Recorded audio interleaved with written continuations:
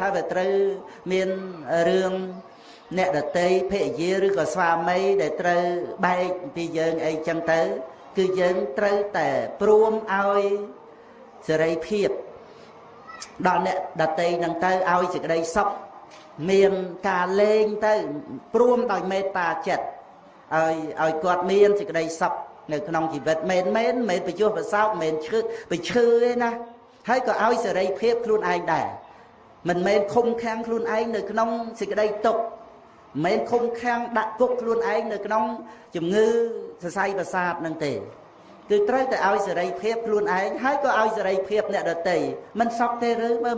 មានចាំបាច់ចងខ្លួនឯងក្នុងសេចក្តីទុក្ខមួម៉ៅក្តៅកាហាយប្រកែប្រកម្មអីហ្នឹងឯណា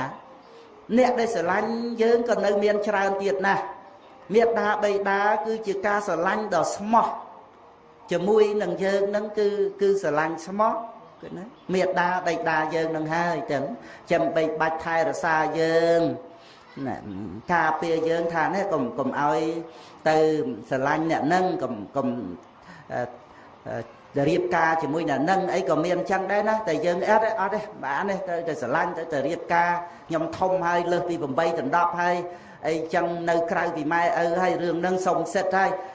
ដល់តែពេលយើងតោះមានរឿងអីម៉ែឪនៅតែទទួលយើងចឹងនៅតែកូនគាត់អញ្ចឹងនឹងឯងនៅតែកូនគាត់ត្រូវកូនគាត់ល្អទៀតទឹកចិត្តម៉ែឪប្រព្រំមកហ្មងទៅណាទេអានឹងឯងមើលហើយដូច្នេះអ្នកណាម្នាក់ដែលមិនបានស្រឡាញ់យើងនឹងក៏ឲ្យសេរីភាពគាត់ទៅឲ្យគាត់ទៅបានសេចក្តីសុខទៅយើងនៅជាមួយនឹងអ្នកដែលស្រឡាញ់យើងច្រើនទៀតណាស់មេត្តាបិតាបងប្អូនមិត្តភក្តិជាពិសេសខ្លួនឯងដែលយើងត្រូវតែថែរក្សាខ្លួនឯងនឹងឯងចឹងឲ្យបានល្អក្នុងអំពើល្អក្នុងទានក្នុងសិលក្នុងភាវនាទៅជាបាសកបាសិកាទៅមានសតិសម្បជញ្ញៈភ្ញាក់រលឹកទៅយើងមករកផ្លូវនៃសេចក្តីសុខស្ងប់ទៅមិនបានបួសដោយកាយក៏បួសដោយចិត្តទៅមិនលុបពុទ្ធមិនលុបពធមិនលុបប្រសំទៅមើលផ្លូវនៃសេចក្តីសុខសម្រាប់ខ្លួនឯងសេរីភាពឲ្យល្វឹងមិនក៏មិនដើរមកហើយចងដនុំគុំស្អប់ទៅវាយទៅតបទៅជាបាបបៀតបៀនអីចឹងទៅនឹងឯងទាំងត្រូ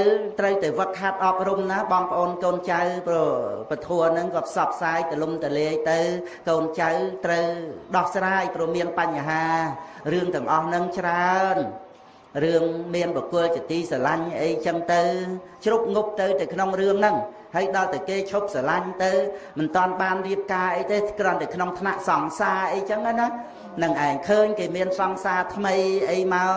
បដើអីនៅនឹងមុខអីចឹងត្រូវតែឲ្យអភ័យរឿងតែមួយនឹងឯង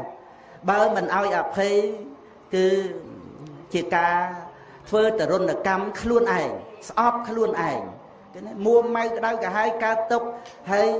ចេញវាចាបញ្ឈឺចិត្តអ្នកដទៃគេណាវាឈឺខ្លួនឯងរួចបាត់ទៅហើយវាដូចក្របបែកផ្ទុះបំបែកខ្លួនឯងរួចហើយបានទៅត្រូវគេនោះណាមើលទាំងដូច្នេះបើយើងសក់ទាំងខ្លួនយើងសក់ទាំងអ្នកដទៃទៅវាមិនសក់ទេឬដូច្នេះមេត្តាចិត្តត្រូវតែឲ្យអ្នកដទៃបានសេចក្តីសុខទាំងសង្សារចាស់របស់យើងទាំងសង្សារថ្មីរបស់គាត់ទាំងពីរអ្នកហ្នឹងបើគាត់ថាបានសេចក្តីសុខត្រូវរើគ្នាយ៉ាងណាគឺយើងត្រូវតែមានមេត្តាចិត្តនឹងឯងបានសេចក្តីសុខហើយឲ្យសេរីភាពខ្លួនឯងអាចចូលមកជាពុទ្ធបរិស័ទបានបើបងប្អូនកូនចៅឃើញមានការស្ដាប់ពធហ្នឹងទាំងក្មេងអីហ្នឹងគឺដោយសារថាមានសេចក្តីទុករឿងនេះរឿងនោះបានស្ដាប់ទៅធូរស្រាលហ្នឹងបានដឹងគុណពធហ្នឹងអញ្ចឹងទាំងនឹងឯងសម្រាប់ជួយអ្នកដែលមានទុកហ្នឹងកាលដែលនៅសបាយរីករាយអីហ្នឹងថាអូតរੂធัวអីនៅក្មេងអីចេញចុះនឹងឯងដឹងពធัวហ្នឹងស្អីទេអត់សបាយអត់អីប៉ុន្តែដល់តែមានទុកទេបានដឹងថាអូពធัวហ្នឹងមានប្រសិទ្ធភាពស័ក្តិសិទ្ធិណាស់អាចជួយឲ្យខ្លួនឯងបានធូរស្រាលអំពីសេចក្តីទុកទាំងអស់ហ្នឹង